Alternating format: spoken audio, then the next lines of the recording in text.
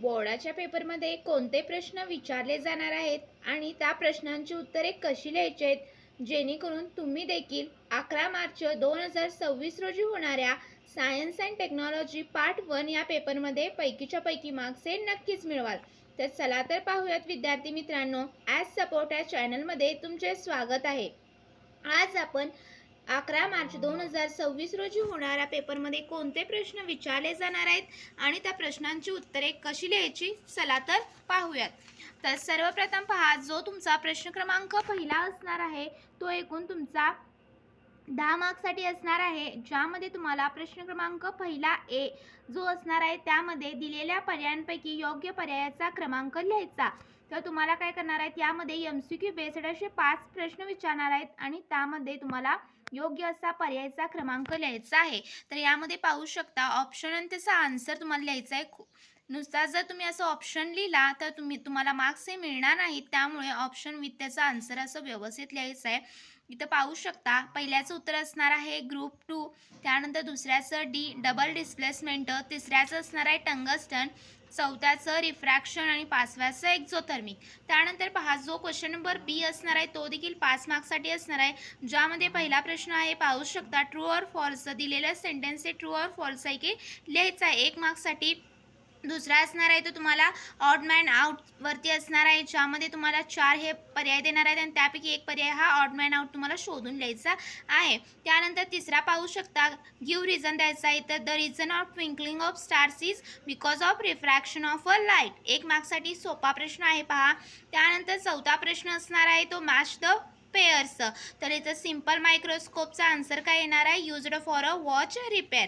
त्यानंतर बघा 5 जो असणार आहे तो तुमचा ॲनॉमलस बिहेवियर ऑफ वॉटर म्हणजे काय, त्याचं डेफिनेशन द्यायचं आहे की the behaviour of water between its a temperature from 0 degree Celsius to 4 degree Celsius is called as the anomalous behaviour of water. तशा तऱ्हेने प्रश्न क्रमांक जो पहिला होता तो एकूण 10 मार्क्ससाठी आपण पाहिला.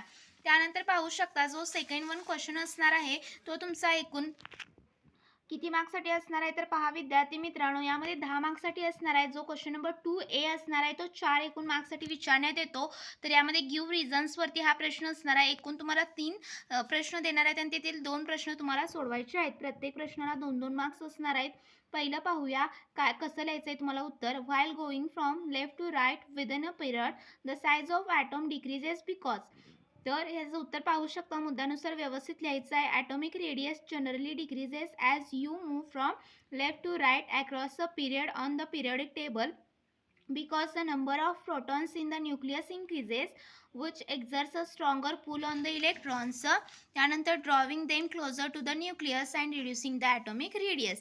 त्यानंतर दुसऱ्याच देखील पाहू शकता for electric power transmission copper और aluminium wire is used. Give reasons द्यायचं आहे.